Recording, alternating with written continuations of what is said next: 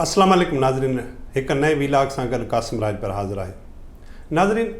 अरिड़हीं तरमीम खां पोइ जॾहिं वफ़ाक़ी सरकार यूनिवर्सिटियुनि जा समूरा इंतज़ाम सूबनि हवाले कया त सूबनि खे हिकु शिकायत रही त उन मद में जेके वसीला वफ़ाक़ पारां मिलणा हुया सूबनि खे उहे अॼु ताईं न मिली सघिया आहिनि। उन जो सभ खां वॾो जेको नुक़सानु यूनिवर्सिटीज़ खे थियो आहे त जेका माली बजट या उन्हनि में माली मदद वफ़ाक़ी सरकार कंदी हुई उहा न पई थिए। तंहिंजे करे ॾिघे अरसे खां वठी लगातार यूनिवर्सिटी माली बहिरान जो शिकार आहिनि। तंहिंजे करे न सिर्फ़ु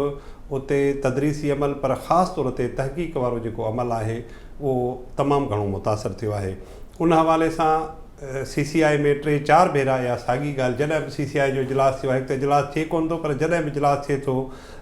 सिंध जे वॾे वज़ीर सैयद मुराद अली शाह साहिबु एजेंडा में इहा ॻाल्हि ख़ासि तौर ते रखी आहे त हीउ मामिलो जेसिताईं तव्हां हल न कंदव त तव्हां वटि जेका असां वटि आला तइलीम आहे उहा मुतासिर थींदी। असां वटि ख़ासि तौर ते सिंध में त हूअं ई जेका तइलीम जी सूरत हाल आहे उहा प्राइमरी खां वेंदे यूनिवर्सिटीअ ताईं उहा अॻुमी सवाल या निशान आहे, पर यूनिवर्सिटियुनि में जेका तइलीम जी सूरत हाल आहे उहा ॾींहों ॾींहुं गणतीअ जोगी थींदी पई वञे। अॼु उन सिलसिले में जेको सिंध जे वॾे वज़ीर जो सलाहकार आहे यूनिवर्सिटी बोर्ड्स बाबति जनाब निसार अहमद कोड़ो साहिबु, उन जी सदारत में हिकिड़ो इजलास थियो ऐं उन इजलास जो मक़सदु सिंध में यूनिवर्सिटीज़ जेके आहिनि सरकारी शोबे में ख़ासि तौर ते उन्हनि में जेका माली सूरत हाल आहे गॾोगॾु उन में जेका तहक़ीक़ ऐं तइलीम जो मामिलो आहे उन ते और वीचार थियो ऐं जेके ॻाल्हियूं उते साम्हूं आयूं उहे तमामु घणियूं अहम आहिनि। ख़ासि तौर ते ॾिघे अरसे खां वठी सिंध हुकूमत सिंध जा माण्हू कराची यूनिवर्सिटी जेका दाख़िला पॉलिसी आहे उन ते सख़्तु एतिराज़ वारींदड़ रहिया आहिनि। मूंखे अॼु बि यादि आहे त जॾहिं जनाब निसार अहमद खोड़ो सिंध जो तइलीम वारो वज़ीर हो त उन दौर में बि हुन असेंबली जे फ्लोर ते इहा ज़ोर ॾेई ॻाल्हि रखी हुई त भई कराची यूनिवर्सिटीअ खे पंहिंजी आहे त सुभाणे जेका पॉलिसी आहे दाख़िला जी उहा तब्दील करणी पवंदी ऐं उहा लगातार कोशिशि कंदा रहिया। पर हाणे वरी जॾहिं मनसब ई वटसि आहे त हुन अॼोके इजलास में बि इहा साॻी ॻाल्हि रखी ऐं त हीअ जेको तव्हांजी KSP यानी कराची सिंध पाकिस्तान या टिनुकाती पॉलिसी आहे उहा सिंध हुकूमत खे क़बूल न आहे। इनखे ओपन मेरिट ते रखे सॼी सिंध लाइ जेका दाख़िला पॉलिसी जोड़ी वञे ऐं कंहिं ज़िले लाइ मख़सूस कोटा न हुअणु खपे। हाणे अॼोके जेका इजलास में कराची यूनिवर्सिटी जो जेको वक़्ती वाइस चांसलर आहे ख़ालिद इराक़ी साहिबु, उन त इहा ॻाल्हि ज़रूरु रखी आहे त अहिड़े क़िस्म जी का पॉलिसी कान्हे का ऐं असां ओपन मेरिट ते ॾियूं। पर जॾहिं असां गुज़िरियल साल ताईं जेका 2019-20 में हलंदड़ साल ऐं गुज़िरियल साल जेका दाख़िला थी आहे सेप्टेंबर-अक्टूबर में हुननि जो शेड्यूल हूंदो आहे, उन में बि जेकॾहिं असां ॾिसंदासीं त पाण खे पॉलिसी उहा साॻी नज़र अचे पई। तंहिंजे करे पाण इहो चई सघूं था त सिंध हुकूमत जे बार बार ज़ोर भरण जे बावजूदि कराची यूनिवर्सिटी जी इंतिज़ामिया इन पंहिंजी पॉलिसी खे तब्दील करण लाइ तयारु। हिकु पासे हू अचनि था सिंध हुकूमत खां पंहिंजे माली बहिरान खे मां ॿाहिरि निकिरण लाइ मदद जे लाइ, पर जॾहिं सिंध हुकूमत उन्हनि खे अहिड़े क़िस्म जी ॻाल्हि करे थी जेका तमामु घणी ख़ुशाइंद बि आहे त सिंध हुकूमत जेको सिंध जे अवाम जो हिकिड़ो ॾिघे अरसे खां मुतालबो रहियो आहे त सिंध में दाख़िला पॉलिसी हिकु हुअणु खपे, उहा क़बूल नथा कनि। ऐं मूंखे अॼु बि यादि आहे त निसार खोड़े साहिबु उन दौर में बि इहा ॻाल्हि रखी त असां जॾहिं फंड ॾियूं था त इन जो हिसाब किताब वठण बि हिन ऐवान ऐं हुकूमत जो फ़र्ज़ु आहे। तंहिंजे करे मुंहिंजे ख़्याल में सिंध हुकूमत जो हीउ जेको फ़ैसिलो आहे बिल्कुलु हिकु दुरुस्त आहे ऐं इनखे सिंध हुकूमत ज़ोर बार ॾेई कंहिं सूरत में तस्लीम कराए त भई हिकु सूबे में हिकिड़े क़िस्म जी दाख़िला पॉलिसी हुजे। गिलगित बल्तिस्तान KP असांखे उन ते बि एतिराज़ न आहे, पर जेकॾहिं हुननि वटि उते मुयसरु तइलीम जा वसीला ऐं आहे सहूलियतूं आहिनि त उहे उते छो न तइलीम वठनि। ॿियो जेको सिंध हुकूमत लगातार हिननि ते प्रेशर रखंदी रही आहे, ख़ासि तौर ते सिंध जे वॾे वज़ीर हाणे हिननि ते नौकरियुनि ते पाबंदी आहे, उनजो हिकिड़ो सबबु आहे ऐं ख़ासि तौर ते कराची यूनिवर्सिटी जेकर बहिरान खे पाण ॾिसंदासीं त उन बहिरान जो मुख्य सबबु आहे जेका ओवर स्टाफिंग या वधीक मुलाज़िमनि जी भर्ती ऐं ख़ासि तौर ते जेको MQM जो ज़मानो हुयो जॾहिं इशरतुल इबाद चांसलर हो सिंध जे यूनिवर्सिटियुनि जो, सिंध जो गवर्नर हुअण नाते तमामु घणी जेका भर्ती थी, हाणे उहा भर्ती उन्हनि यूनिवर्सिटियुनि खे ॻिचे में पइजी चुकी आहे त जेके हू फीस जी मद में या थोरी घणी जेका हुननि खे वफ़ाक़ी सरकार हेक कमीशन वसीले मिले थी, हायर एजुकेशन कमीशन ॾिए थी उन्हनि खां फंडिंग, उहा हुननि जी पघारुनि में हली थी वञे ऐं हू तइलीम जे पासे ऐं तहक़ीक़ वारे पासे घणो ध्यानु नथा ॾेई सघनि। तंहिंजे करे सिंध हुकूमत फ़िल वक़्तु पाबंदी मणे छॾी आहे यूनिवर्सिटियुनि में, पर इतला इहे आहिनि त हू कंहिं न कंहिं तरीक़े सां कुझु ॻोह में पंहिंजूं भर्तियूं कॾहिं कॉन्ट्रेक्ट जे बहाने कॾहिं डेली वेजिस जे बहाने हू लगातार कमु कंदा। असांखे कंहिंखे बि रोज़गार ॾियण ते त का बि न असांखे एतिराज़ु आहे, न असांखे इन मामले ते कंहिं इदारे ते तनक़ीद करणु खपे, पर असां चाहींदासीं त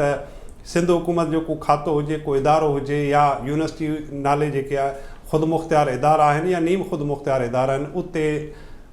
सिर्फ़ु ऐं सिर्फ़ु मेरिट जे बुनियाद ते नौकरियूं ॾिनियूं वञनि, छो जो नौकरियूं तमामु घटि आहिनि। जेकॾहिं उहे बि पसंदि नापसंदि ऐं कंहिं ॾिनियूं वयूं या कंहिं रिश्वत एवज़ ॾिनियूं वयूं त पोइ इहो मामिलो हली न सघंदो। ॿियो अॼु जेको अहम मामिलो आयो, जेको सभ खां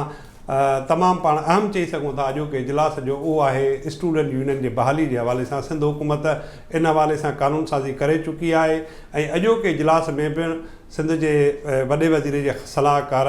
निसार खोड़े साहिब इहा ॻाल्हि रखी त सिंध हुकूमत चाहे थी त यूनिवर्सिटीअ खां वठी इन खां कॉलेज खां वठी यूनिवर्सिटीअ ताईं जेके तइलीमी इदारा आहिनि उन्हनि में शागिर्दनि जूं यूनियनूं बहाल हुअणु खपनि। पर हैरत कंदड़ ॻाल्हि इहा आहे त सवाइ 3 यूनिवर्सिटियुनि जे, जंहिंमें NAD यूनिवर्सिटी आहे, जंहिंमें लियाकत यूनिवर्सिटी मेडिकल यूनिवर्सिटी ऐं गॾोगॾु IBA कराची आहे, उन्हनि जे वाइस चांसलर या पंहिंजो डायरेक्टर आहे, उन त इन सिंध हुकूमत जे क़ानून साज़ी तोड़े इन ॻाल्हि जी हिमायत कई, पर बाक़ी उन खां सवाइ सूबे जूं जेके यूनिवर्सिटियूं आहिनि, जंहिंमें नंढियूं यूनिवर्सिटियूं या वॾियूं यूनिवर्सिटियूं सरकारी शोबे में आहिनि, उन्हनि इन तजवीज़ जी मुखालफ़त कई। हालांकि सिंध हुकूमत इन सिलसिले में क़ानून साज़ी करे चुकी आहे। हाणे हुनजो ख़्यालु हो त अॻु में ई असां वटि जेके प्रॉब्लम आहिनि, जेके मुखालफ़त कंदड़ वाइस चांसलर हुआ, उहे उन्हनि जो राय आहे हुई त मामला अञा वधीक ख़राबु थी सघनि था। पर जेके इन राय जा हिमायती हुया 3 वाइस चांसलर या डायरेक्टर, उन्हनि जो ख़्यालु हो त जेकॾहिं तव्हां मुस्तक़बिल में लीडरशिप चाहियो था ऐं हेठी सतह खां चाहियो था त क़यादत मथे अचे, त उनजो तरीक़ेकार यूनिवर्सिटीज़ आहिनि, तइलीमी इदारा आहिनि, कॉलेजिस आहिनि। तंहिंजे करे उन्हनि जो ख़्यालु इहो हुयो त शागिर्द यूनियन ते फौरी तौर ते जेका पाबंदी आहे उहा ख़तमु करे बहाली वारो अमल थियणु खपे। हिकिड़ी ख़ुशि आहिंद ॻाल्हि आहे, अॼु जेको इजलास थियो उन में ख़ासि तौर ते असां वटि जेके 2 टेस्टिंग इदारा आहिनि, जेके घणे सिंध हुकूमत या मुख़्तलिफ़ इदारनि लाइ टेस्टिंग जो ख़िदमतूं सरअंजाम ॾियनि था, उन में IBA कराची ऐं IBA सखर आहे। उन ते ॿियूं जेके यूनिवर्सिटीज़ आहिनि उन्हनि एतिराज़ु वारियो त भई जेकॾहिं अहिड़े क़िस्म जी तव्हां टेस्टिंग जी सिर्फ़ु ऐं सिर्फ़ु 1 या 2 यूनिवर्सिटीज़ खे इजाज़त ॾींदा त उन सां तासिर जेको आहे आम तौर ते ख़राबु थो थिए, त शायदि इहे ई तइलीमी इदारा आहिनि जिन वटि तइलीम सुठी आहे, बाक़ी इदारनि वटि अहिड़ी अहलियत या क़ाबिलियत न आहे। तंहिंजे करे मुख़्तलिफ़ यूनिवर्सिटीज़ जे वाइस चांसलरनि पारां अहिड़े क़िस्म जी ॻाल्हि रखी वई त महिरबानी करे को कोड ऑफ कंडक्ट ठाहियो या तरीक़ेकार अहिड़ो जोड़ियो त इहो मौक़ो सभिनी यूनिवर्सिटीज़ खे मिले, या खुलियल मुक़ाबले में सभु यूनिवर्सिटी अचनि, पोइ जंहिंखे पंहिंजी क़ाबिलियत या कैपेसिटी आहे उहो ज़ाहिर करण जो मौक़ो मिलणु खपे। नई यूनिवर्सिटीअ में जेका असांजी जनरल यूनिवर्सिटी आहे नवाबशाह जी, उतां जे वाइस चांसलर जेको ताज़ो ई अञा मुक़ररु थियो आहे जलबाणी साहिबु, उन इहा ॻाल्हि लिखी त हीअ असां वटि त यूनिवर्सिटी बि नई आहे, तंहिंजे करे असांखे न सिर्फ़ु फंडिंग पर मालिकी जो मतिलबु आहे सरकारी सतह ते मालिकीअ जी बि ज़रूरत आहे। तंहिंजे करे सिंध हुकूमत जेकॾहिं चाहे थी त इन्हनि यूनिवर्सिटीज़ जा मामला वधीक बहितर थियनि त माली सूरताल बहितर करण में ज़रूरु मदद, पर उन लाइ जेका अॼु सिंध हुकूमत पारां बि तजवीज़ रखी वई आहे त भई जेकॾहिं तव्हां सिर्फ़ु ऐं सिर्फ़ु सिंध हुकूमत या वफ़ाक़ी सरकार जे फंडिंग ते भाड़ींदा त मामला बहितर न थी सघंदा। तंहिंजे करे बचत ऐं पंहिंजा वसीला वधीक, रेवेन्यू वधीक जनरेट कंदो त तव्हांजा मामला सिधा थी सघंदा। अॼु लियाकत यूनिवर्सिटी जे वाइस चांसलर हिकिड़ी ॻाल्हि रखी त असांखे इजाज़त ॾिनी वञे त असां हिकिड़ी LMC जी असां कैंपस जेका आहे या मेडिकल कॉलेज आहे असां खोलियऊं, मिठीअ में ॿी खोलियऊं, मीरपुर ख़ासि में सिंध जे माण्हुनि जो ड्रिगी अरसे खां मुतालबो पिणु रहियो आहे, पर इहो मामिलो ईंदड़ इजलास ताईं मौख़िर कयो वियो आहे। अॼोके इजलास में जेका चांडका मेडिकल कॉलेज या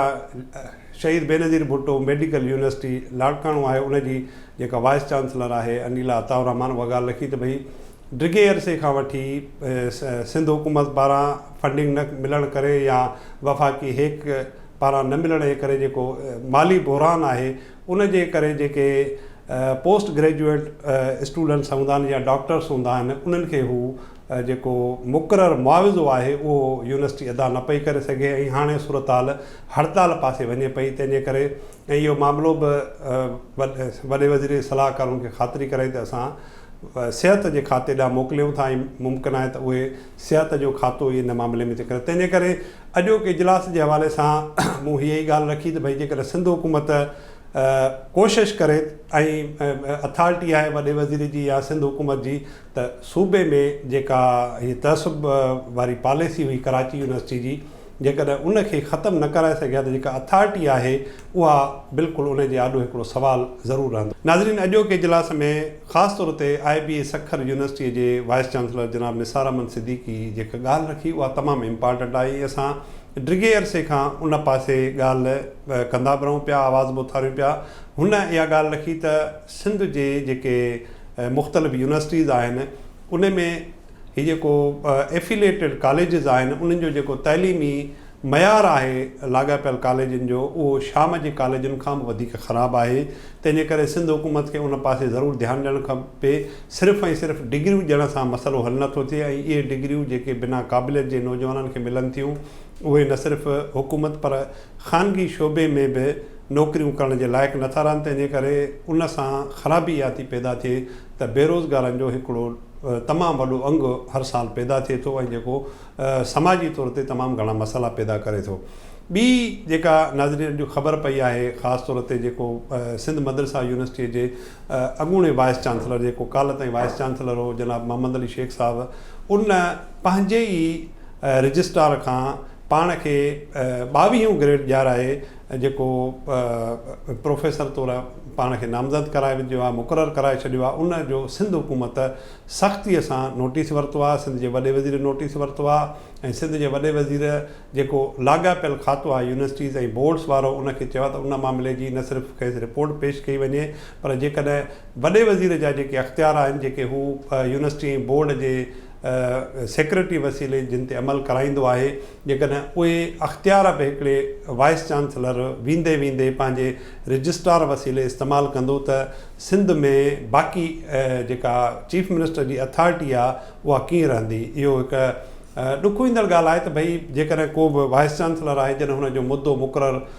जेको बि आहे 3 साल आहे, जेकॾहिं हुनखे 4 साल आहे ऐं उहो मुदो वधे थो ऐं जॾहिं उहो ख़तमु थिए थो त पोइ उनजो जेको बि तरीक़ेकार थियणु खपे उन ते अमल थिए। पर हिन में सिंध मदरसा यूनिवर्सिटीअ में जेको डिघे अरसे खां वठी हिकिड़ो लाक़ानूनियत वारी सूरत हाल माण्हुनि जे आॾो अवाम जे आॾो अचे पई, उन में हिकिड़ी लाक़ानूनियत जो इज़ाफ़ो काल्ह पाण ॾिठो। तंहिंजे करे जेकॾहिं असां चाहींदा जेकॾहिं असां समूरनि माण्हुनि जी हिकिड़ी ख़्वाहिश आहे त सिंध जा तइलीमी इदारा सिर्फ़ु ऐं सिर्फ़ु नौकरियूं पैदा करण वारा इदारा न हुजनि, डिग्रियूं पैदा करण वारा इदारा न हुजनि पर क़ाबिलियत ऐं उहा क़ाबिलियत जेका सॼी दुनिया में उन जी खपत हुजे, उहा क़ाबिलियत जेका असांजे हितां जी जेका जॉब मार्केट आहे उन में खपत हुजे, उन में पसंदि नापसंदि वारो जेको अंसर आहे उहो हर मुमकिन तरीक़े सां जेतिरो जल्द थी सघे उनखे ख़तमु कयो वञे। इन सां गॾु क़ासिम राजबर खे ॾींदा इजाज़त। अल्लाह भाई।